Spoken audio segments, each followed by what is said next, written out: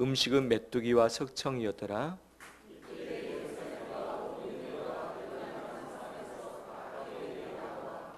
자기들의 죄를 자복하고 요단강에서 그에게 세례를 받더니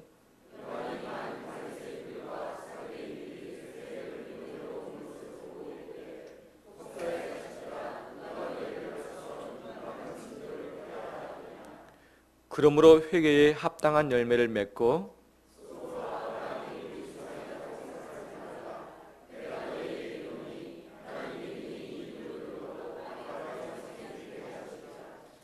이미 도끼가 나무 뿌리에 놓였으니 좋은 열매를 맺지 아니하는 나무마다 찍혀 불에 던져지리라.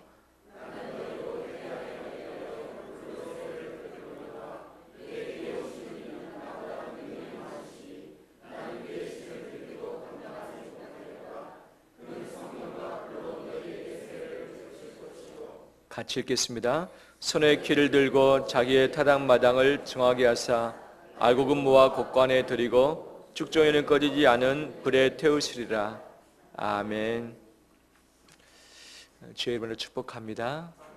가까이 있는 서로 인사 나눌까요? 잘 오셨습니다. 축복합니다.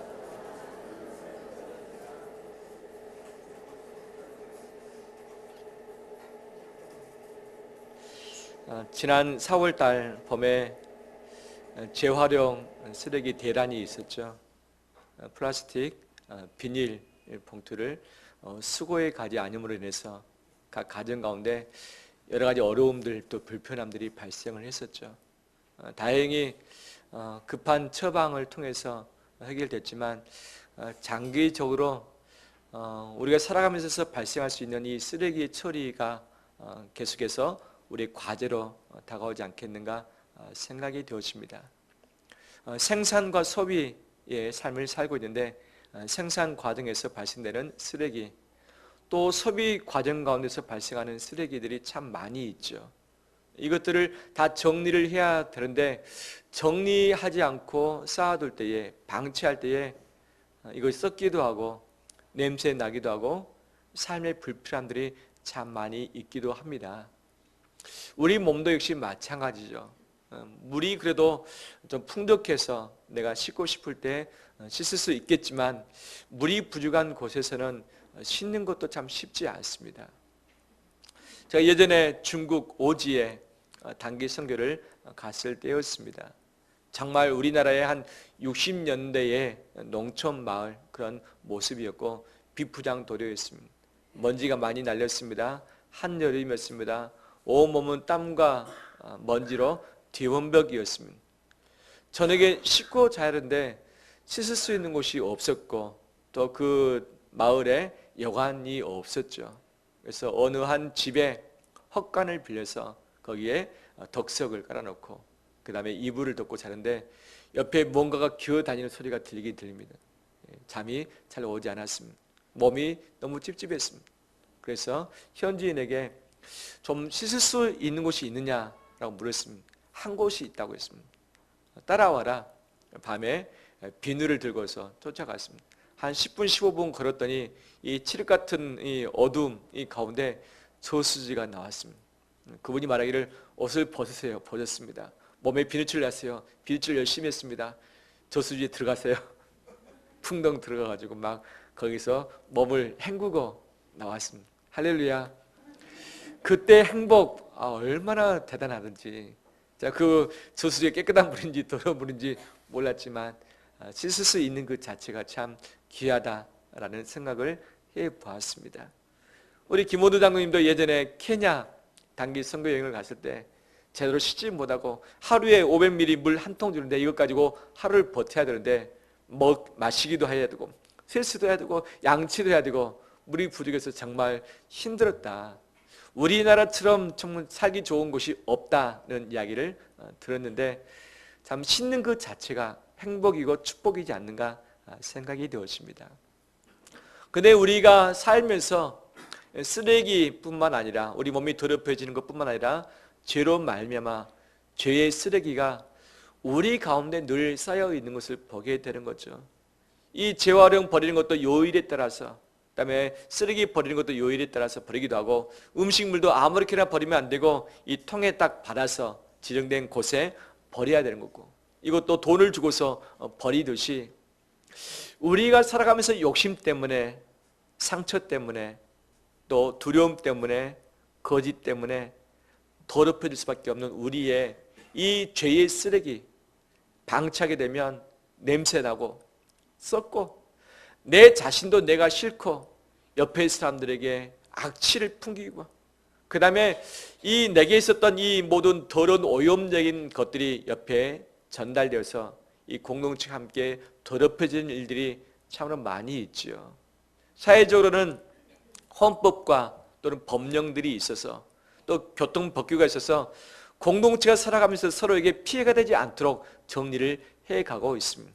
그래서 죄를 지으면 이 재판의 과정을 통해서 합당한 벌을 받게 하고, 이 죄를 정리하고 출소해서 다시 새 출발을 하게 하는 것도 이 사회적인 참 좋은 시스템 중에 하나가 아니겠는가 생각이 되어지죠. 세계의 어느 나라들은 너무나도 죄수들이 많아가지고 이 교도소가 포화 상태가 돼서 도저히 살 수 없다라고 해서 이 교도소 안에서 폭동이 일어나는 그런 일들도 있었고, 또 얼마 전에는 이 교도소가 허물어져 가지고 그 죄수들이 탈출해서 또 사회적 문제들이 커지고 있다는 소식도 접하게 되어집니다. 살아가면서 죄를 짓지 않을 수 없고, 서로의 갈등이 발생하지 않을 수 없고, 더럽혀지지 않을 수 없기 때문에 반드시 죄에 대한 처리를 해야 되고, 그 다음에 죄가 최소화될 수 있도록 규제를 하는 것이 우리에게 필요한 거죠. 하나님은 아담과 하와가 죄를 지은 이후에 이 땅 가운데 죄가 만연할 것을 아시고서 이 죄에 대한 처리 부분을 구약 시대 때부터 이미 알려주셨죠. 구약의 대표적인 죄의 처리의 방법이 무엇입니까? 제사의 방법을 통해서 내가 죽어야 되는데 나를 대신해서 희생 제물을 하나님께 바치는 거죠. 내가 죽어서 피를 흘려야 되는데 나를 대신해서 짐승의 피를 흘림으로 말미암아서 내가 대신 죄를 정리하는 것, 하나님과 관계에 있어서 죄를 처리하고 서로 이웃 간의 관계에 있어서 죄를 처리하는 이 여정을 이미 허락을 해 두신 것이죠. 그런데 이 신약에 와서 이 계속해서 이 불완전한 이 죄사로 말미암아 죄 처리를 하기보다는 더 완전한 영원한 바로 이 죄 처리를 하나님께서는 우리에게 선물로 주길 원하셨던 것이죠. 그래서 400년 동안 선지자가 없어서 암흑기에 있었던 이스라엘 백성들에게 하나님은 세례 요한을 보내시사 예수 그리스도의 길을 준비케 하셨고, 그의 길을 바로 평탄케 하는 역할을 맡게 했던 거죠. 세례 요한의 첫 번째 메시지 무엇입니까? 회개하라. 무엇이 가까이 왔다? 천국이 가까이 왔다고 선포를 하고 있죠. 왜? 400년 동안 하나님의 말씀이 없어서 이 몸과 마음과 이 민족이 다 더럽혀져 있었는데, 이 더럽혀진 이 몸과 마음, 이 공동체를 가지고 이 로마의 압제 아래에서 살아간다는 것 자체가 쉽지 않았던 거죠. 하나님은 이것을 아시고서 400년 만에 보내셨던 선지자, 예수 그리스도 앞장서서 보내셨던 이 선지자 세례 요한을 통해서 세례를 선포케 하시고 하나님 나라를 준비할 것을 말씀하셨던 거죠. 그럼 세례를 선포하면서 무엇을 함께 거행을 했는가? 그 의식이 무엇이죠? 세례인 거예요. 세례. 세례는 여러 가지 많은 의미가 있죠. 가장 핵심적인 의미는 뭐냐면 바로 죄를 씻는다의 의미가 있죠. 구약의 제사장들이 제사를 드리다가 이 짐승을 잡아서 피를 뿌리고 그다음 짐승을 태워야 되는데 이 과정에 손발이 다 더러워질 수밖에 없죠. 그래서 이 제사를 드리고 나서 하나님의 성소에 들어가기 전에 반드시 물두멍에서 자기 몸을 깨끗하게 씻어야만 됐습니다. 물로 깨끗하게 한 다음에 성소에 들어가서 하나님을 만나게 됐던 일들이 있었던 거죠.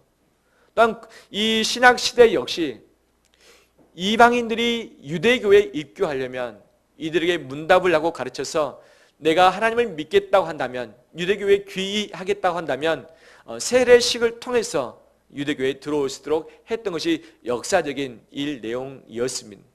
하나님께서는 이 세례 요한을 통해서 죄의 문제를 씻어주기 위해서 세례를 허락하셨고, 이 세례 바로 그때 당시엔 침례였죠. 요단강에 가서 바로 세례 요한을 통해서 풍덩 들어갔다가 다시 나오는 이 목욕을 하던 그런 의식이었는데, 이걸 통해서 모든 죄를 씻어주는 일들을 누가? 세례 요한이 누구에 의해서? 하나님에 의해서 시행을 했습니다.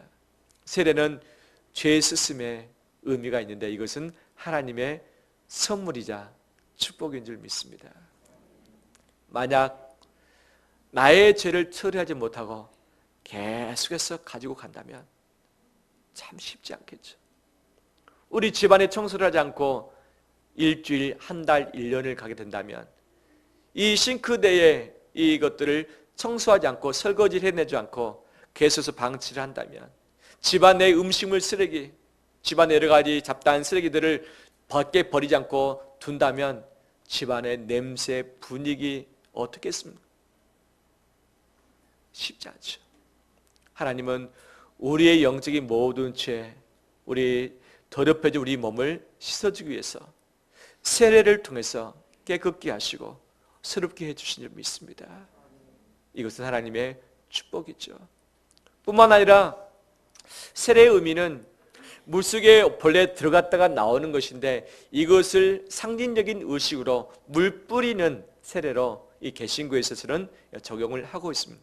침례교회에서 또 다른 이 기독교 교회 이 교단에 있어서는 아직 침례라는 형식을 가지고서 자기의 죄 씻음의 의미를 경험을 하고 있는데, 또 다른 의미는 무엇이냐? 물속에 들어갔다 나오는 그 자체가 내가 죄와 함께 물속에 들어가서 죽었고 내가 나오면서 예수님 때문에 살았다라는 것을 고백을 하는 의미가 있는 거죠. 내가 죄와 함께 죽었고 예수님과 함께 살아났다. 예수님과 내가 서로 연합이 됐다의 의미가 세례 안에 있는 거죠.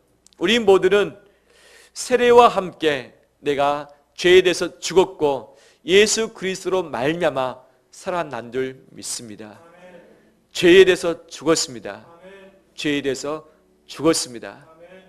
이 죄가 아직도 나를 괴롭히고 있고 아직도 내게 있지만, 내가 목욕을 해야 되는 상황이 아니라 발을 씻는 바로 이 것의 의미를 주님께서는 세독식을 통해서 우리에게 알려주신 바가 되었던 것이죠. 뿐만 아니라 유대교에 들어오려면 바로 세례를 통해서 들어왔던 것처럼 예수 그리스도를 믿고서 하나님 나라의 백성이 되기 위해서, 천국 시민이 되기 위해서 죄 씻음의 이 부분을 거쳐야만 됐었던 거죠. 이 세례식을 통해서 정식 교회의 회원이 되고, 이 교회의 세례 교인이 가장 교회의 중대한 일을 결정할 수 있는 공동의의 회원이 되는 거죠. 바로 세례라는 걸 통해서 정식 멤버로 인정받고, 이 본인뿐만 아니라 성도들 앞에서 공포하면서 그 사람을 이 멤버로 받아주는 그런 의식이 이 의미 안에 있다고 할 수 있겠습니다. 이 겉으로 드러나는 이 표현, 이 증표가 세례뿐만 아니라, 이 세례는 말하기를 나는 물로서 세례를 베풀거니와 나 뒤에 오시는 그분은 무엇으로 세례를 베풀 것이다? 성령과 불로 세례를 베풀 것이다. 실제 예수님이 직접 세례를 주신 사람은 없었습니다. 제자들을 통해서 세례를 주라 말씀하신 것이죠. 예수님의 사역 초기 때에 시작하시면서 세례를 받으셨습니다. 예수님 모든 것을 다 정리하고 나서 승천하시기 직전에 제자들에게 지상명령을 선포를 하셨죠.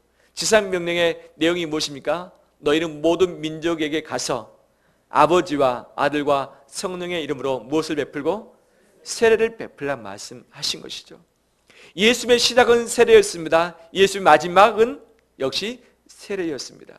세례가 그만큼 주님의 처음과 마지막을 이뤘듯이 우리에게서도 정말 중요한 의미가 있는 거죠.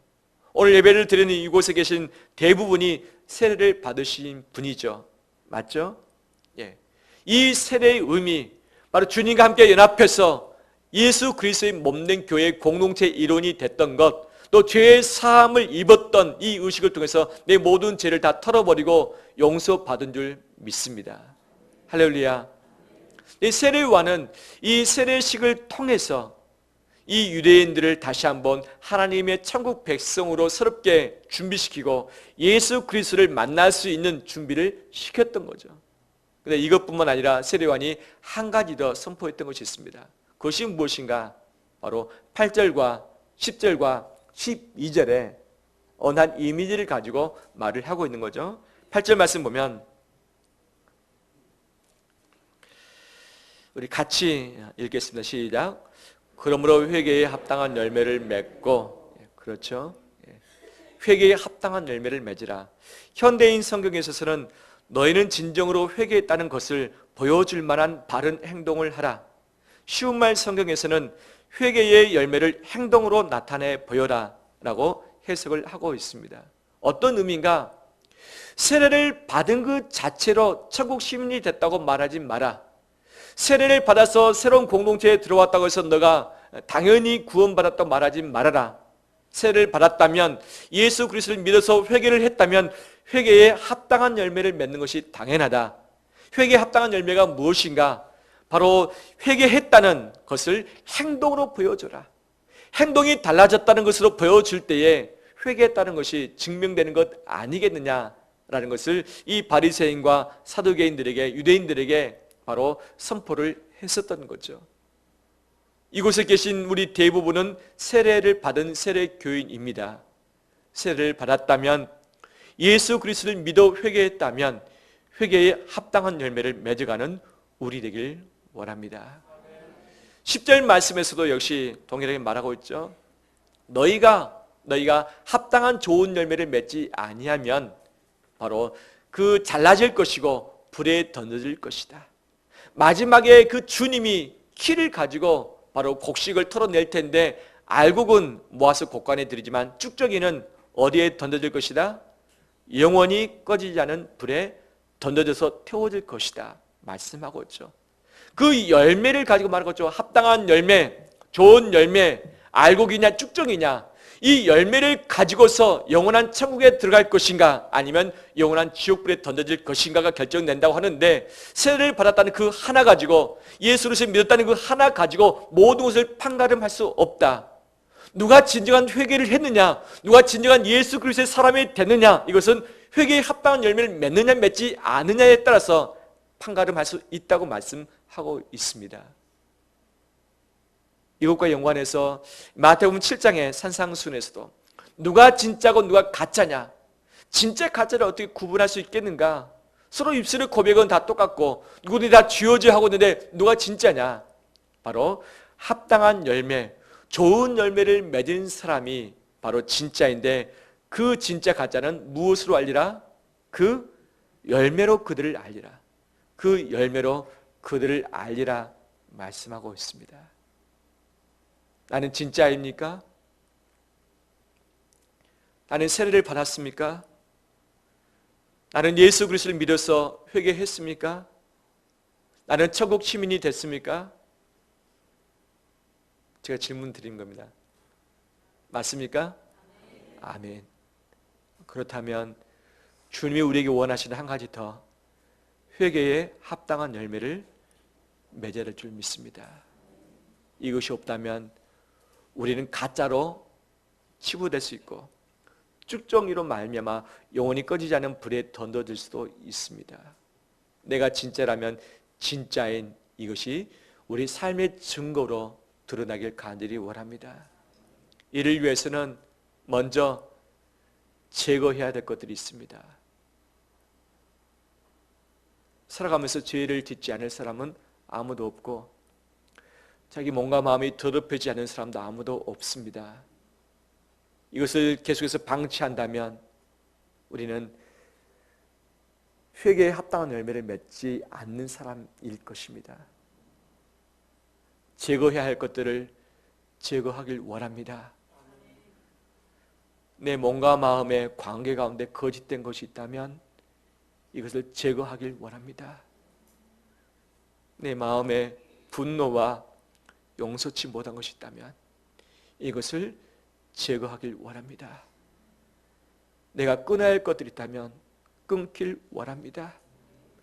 가지 말할 것이 있다면 가지 않길 원합니다. 만나서는 안 될 사람이 있다면 그 관계를 단절시키길 원합니다. 내 안에 악의와 욕심과 내 뜻의 고집이, 내 자존심이 나를 붙잡고 있다면 이것을 잘라내 버리길 원합니다. 우리 자신은 압니다. 내가 얼마나 죄인이고 내가 얼마나 온전치 못하는 건 자인 것을 알고 있습니다. 이 부분을 제거함으로 깨끗하게 하는 우리 되길 원합니다. 근데 여기에는 마음의 결단이 필요합니다. 가룟 유다는 자기가 돈을 바꿔서 예수 그리스도를 팔았다는 것이 가책으로 느꼈던 자였습니다. 그는 자기의 목숨을 내던졌습니다. 하지만 그는 마음의 결단하지 않고 회개치 않은 상황에서 이 세상을 떠나고 말았던 거죠. 제거하기로 원하는 이 마음의 결단이 우리 가운데 있길 원합니다. 마음에 결단하길 원합니다.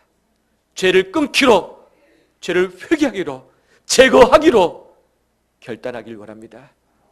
철저히 회개하기로 결단하길 원합니다. 더 나아가서는 합당한 열매를 맺어야 된다고 말하고 있는데 이것은 삶의 변화를 지칭하는 것이죠.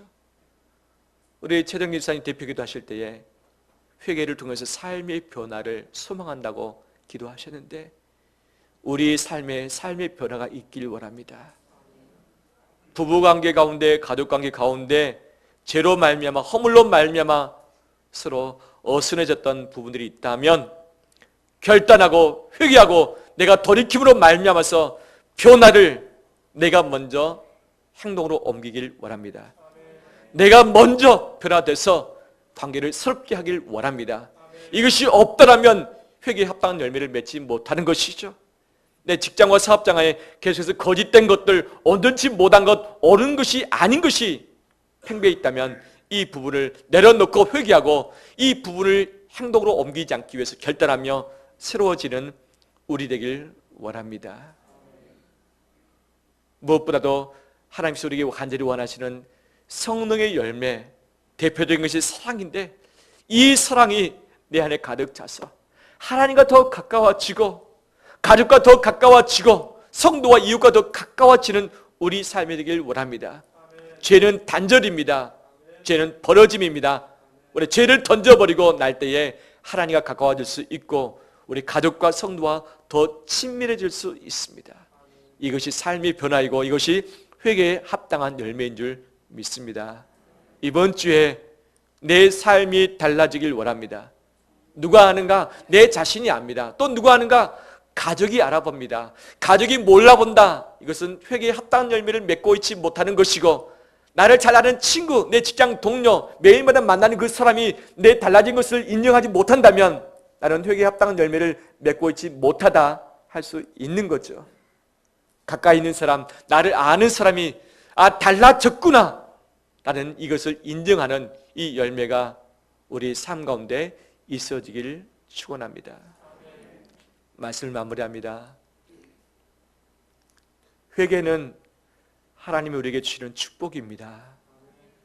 죄를 처리할 수 있는 기회, 다 씻어버리고 새 출발할 수 있는 이 산뜻한 기회를 우리에게 주셨습니다. 이번 주에 내 모든 죄를 청산해 버리길 원합니다. 한 번에 될 수도 있지만 여러 차례 회개하고 돌이키고 회개하고 돌이키는 이 반복적인 삶의 결단을 통해서 내 발걸음을 바꿀 수 있고 내 시선을 바꿀 수 있고 내 손의 죄악을 다 털어버릴 수 있습니다. 어떤 죄는 한 번 더러워진 것은 손 씻으면 깨끗해지는 것도 있지만 어떤 것은 씻고 또 씻고 비누칠하고 세제를 가서 씻어내야만 이 수세미를 가지고 솔 가지고 문질러 내야만 씻겨지는 죄들도 있는 거죠.